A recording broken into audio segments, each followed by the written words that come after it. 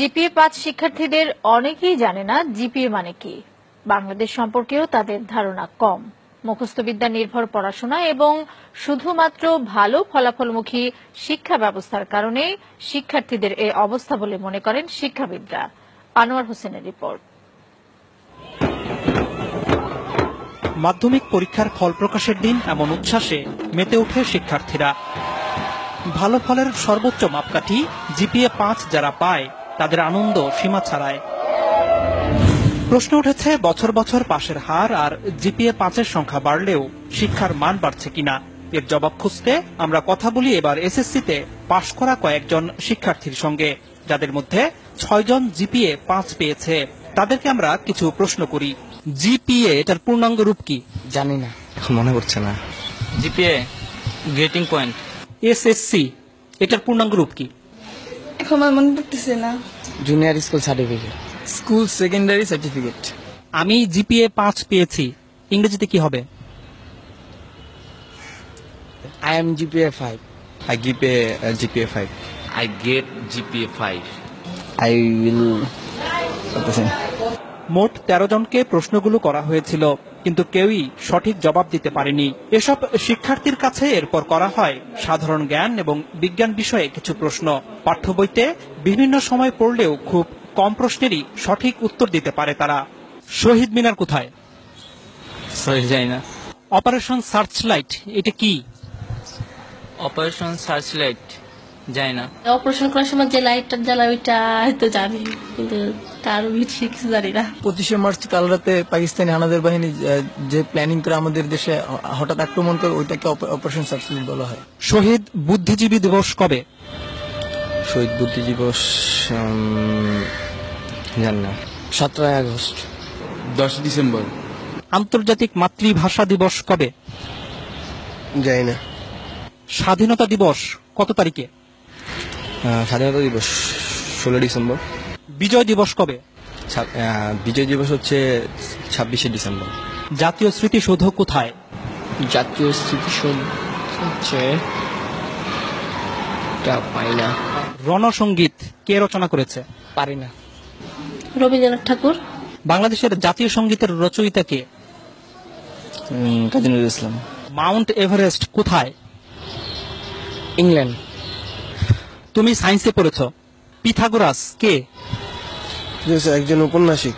Newton কোন তত্ত্বের জন্য বিখ্যাত? জানি না। আইনস্টাইনের কোন তত্ত্ব কি তোমাদের পড়িয়েছে? আইনস্টাইন না, নিউটনের পড়ছি, কিন্তু আইনস্টাইনের পড়ি নাই। নিউটনের তত্ত্বটা কি, নাম কি? গাছ থেকে মানে আপেল পড়ার যেই তত্ত্বটার নাম কি? নামটা মনে নেই। বাংলাদেশের বর্তমান রাষ্ট্রপতির নাম কি? বাংলাদেশের বর্তমান রাষ্ট্রপতির নাম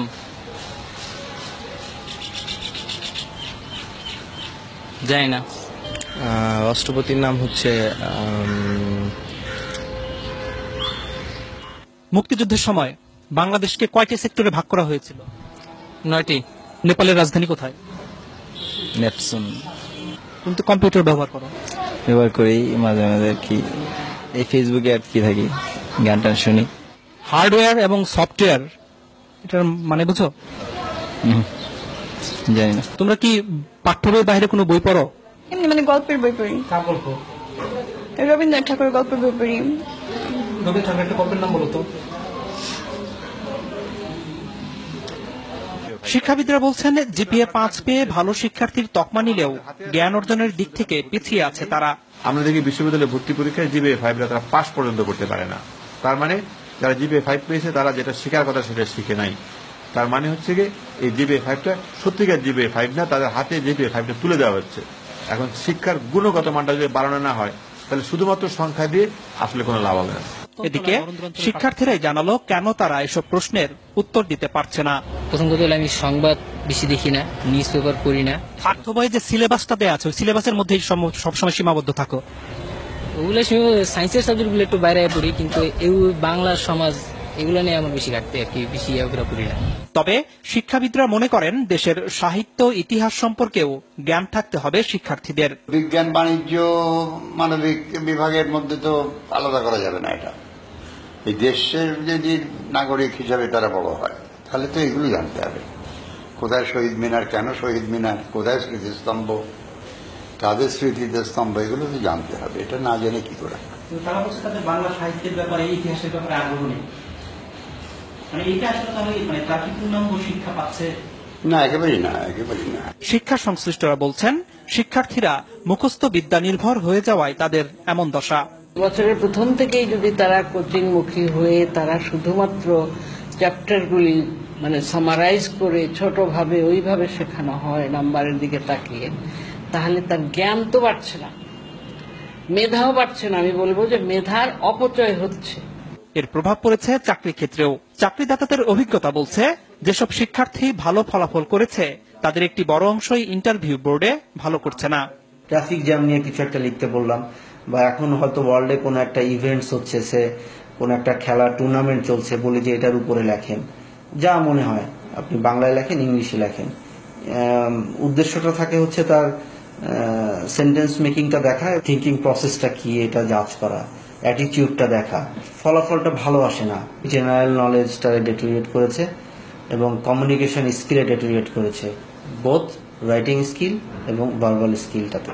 এমন বাস্তবতায় শিক্ষার্থীদের গুণগত মান নিশ্চিত করতে তারা যেন মুখস্থের পরিবর্তে পাঠ্য বই আগাগোড়া পড়তে এবং পাঠ্য বইয়ের বাইরেও বই পড়তে উৎসাহিত হয়, সে ব্যাপারে অভিভাবক এবং শিক্ষকদের জোরালো ভূমিকা রাখার আহ্বান শিক্ষাবিদদের।